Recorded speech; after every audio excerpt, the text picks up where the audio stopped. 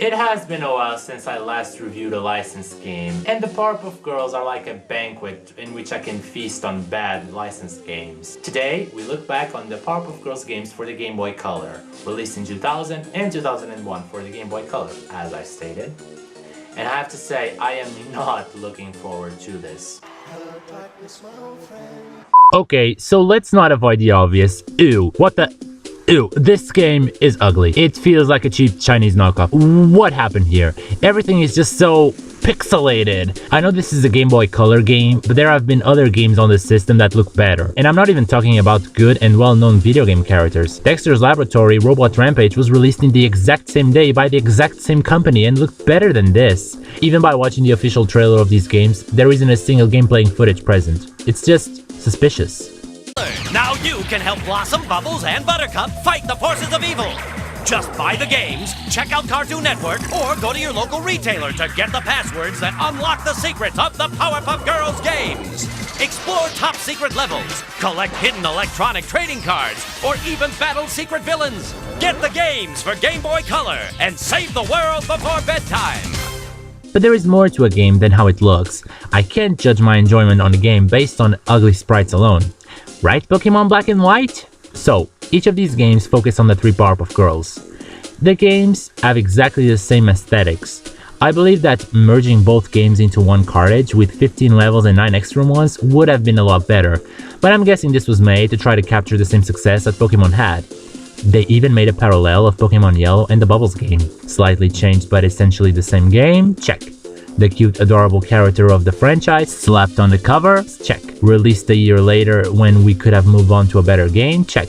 Weird sequel that almost plays the game for you and has connectivity to the app game of the same franchise? Oh wait, but who am I to judge? As for the story, it might not be the worst, but it's far from the best. It's like a 5 in a scale of 0 out of 10. It's just meh. The real issues I have with these games are the mechanics. Where do I start? Well, firstly, the movement is incredibly sluggish. After the input, it seems that the game takes a few seconds to get your girl going, and when you want to stop, the girl slips a few inches ahead of where you want to stop. This eventually causes problems with the combat, because wouldn't you know it, this game restrains your powers to only 3 attacks: a punch, a wimpy beam, and a hotline. The punch is your only reliable way of killing your enemies, but the frustration starts when you try to time your punch by getting up close to your enemy and you end up slipping and missing only for your enemy to wail on you. So you think, maybe I can use my beam to hurt my enemies, but boop, you can't, because what you have is a stunning beam that only stuns your enemies, which does help with the combat, but it's limited because you need to collect chemical X files in order to execute these attacks. So as I played through these games chronologically, by the time I got to the Bubbles game, I stopped using these beams altogether. Finally, the hotlines are more useful for boss fights. What they do is summon each girl to help you. Blossom hits every enemy on screen, Buttercup hits only one but does more damage, and Bubbles just stuns the enemy. So collecting the Bubbles hotline is the same as collecting a chemical X file. The second jarring issue with this game is the fly meter. The creators did a fine job giving this game a Powerpuff Girls aesthetic, I'll give them that, but they failed miserably in terms of the characters, because in the show, not once did the Powerpuff Girls ever felt tired of flying. It's something natural for them. In these games, however, the Powerpuff Girls start plumbing down without a single chance to know where to land once the meter is empty, and it reaches 0 so fast. This mechanic is an exercise in frustration. It's jarring, it's impossible. This mechanic annoys me so much that I went online in order to try to find a cheat code for unlimited flight. Luckily, all these games have built-in cheats, and I must say that my experience started being more enjoyable after this. But the creators decided to add to this game flying enemies that shoot projectiles with precise accuracy. So because you have to rely on flying and punching these enemies, I'm guessing you can already imagine the frustration that went on when playing this game. Killing these enemies requires you to work with the 2 fundamental problems that weigh this game down: the movement and the limited flight mechanic. A few nitpicks though. Throughout the levels there are collectibles, and then there is sugar, spice, and everything nice to collect. And the thing is, I don't know what they're for. Granted, those are the 3 ingredients that created the Powerpuff Girls, but they don't count as collectibles, they don't count as power-ups, they do nothing in this game.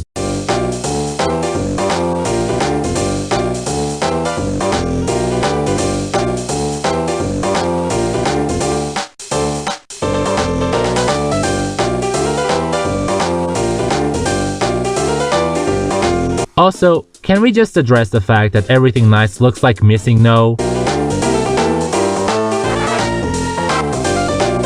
One other thing is that whenever you start a level, you have a hotline that corresponds to the girl of the game you are playing. But suspiciously, whenever you die and restart from the last checkpoint, that hotline translates to the Blossom hotline, regardless of the game you are playing as, meaning that all these games were created on top of Bad Mojo Jojo. Cheap! But even though these games have some fundamental issues that make them practically a pain, I have to give them some positive aspects. While making this review, I went to see how the gaming franchise is for girls. Clearly, the Powerpuff Girls franchise appeals to both genders, but in order to make merchandise of a show with 3 female protagonists, it seems only natural that this game, let alone this show, would be marketed for girls. As it turns out, games for girls aren't the best. At the timing of the release of Bad Mojo Jojo, games for girls seem to be in big majority minigame collections as they are cheap and easy to make. So I have to say that seeing a platformer in a market that at the time was ruled by minigame collections feels really refreshing. I'm glad to see that BAM Entertainment wasn't afraid of showing off gender equality by marketing to girls this challenging game. However, that doesn't excuse this game. It had the potential to be something really cool, but it seems to me that it wound up like this through a snowballing effect of bad choices. So for all the glitchy atrocities, bad mechanics, and ugly looking sprites, I give this game a 2 out of 12 with a title of a mess. The only reason why it scored that 2 was because of the attempt to challenge the marketing audience, as well as some good musical tunes that were thrown in there. If only these games were merged as one, maybe some things could have been different. Maybe.